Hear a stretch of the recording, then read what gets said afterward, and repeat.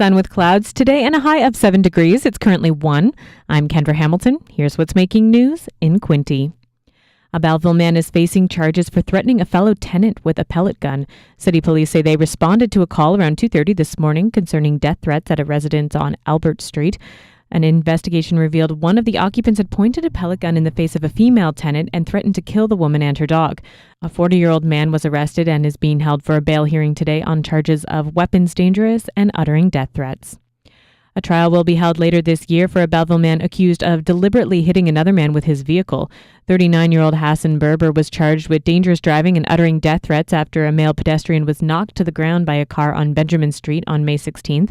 Belleville police say the driver of the vehicle had been chasing the man when the incident occurred. Berber's December 17th pretrial date was set on Thursday in Belleville Provincial Court. Meanwhile, a pretrial for former Napanee OPP officer charged with fraud and other offenses will be held later this year. The December 1st pretrial date for Wayne Burrows was set on Thursday in Belleville Provincial Court. He was charged by the OPP's Professional Standards Bureau in August of 2013 with theft and fraud, both under $5,000, and possession of property obtained by crime. Burrows was posted to the Napanee detachment at the time of the alleged incidents between June and August 2 years ago. Burrows retired later in 2013, and no details were ever released about what occurred to result in the charges being laid. Quinte West Fire Department personnel have finished their investigation at the scene of a huge barn fire north of Trenton.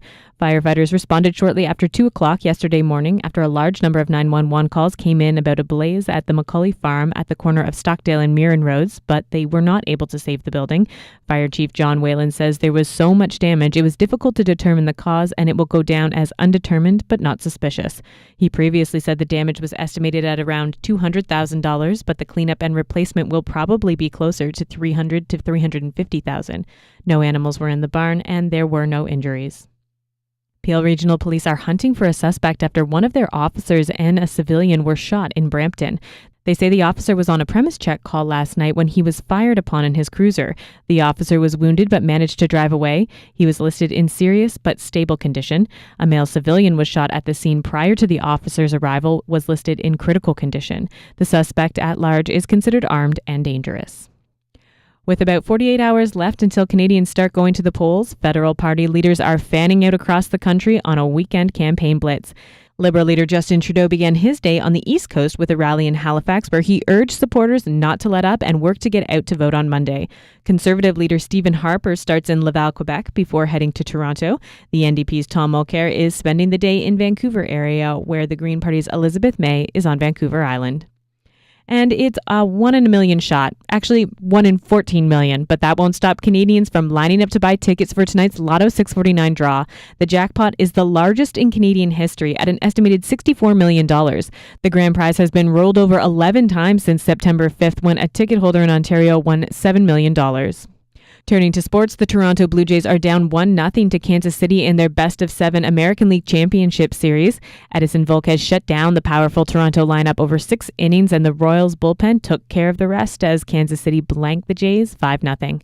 The Jays will try to shake off last night's tough loss, however, as they continue their series against the Royals tonight. Left-handed ace David Price takes the hill for Toronto. Meanwhile, the Toronto Maple Leafs have their first win of the season. Toronto scored 3 times in each of the last 2 periods to earn a 6-3 win over the Columbus Blue Jackets. The Leafs blew a 3-1 lead before Joffrey Lupul scored the winner with 16 minutes left. And in local hockey, the Trenton Golden Hawks took a 1-0 victory over the Markham Royals at home, and the Wellington Dukes also won at home 3-2 to the Aurora Tigers. Weather in Quinte is next.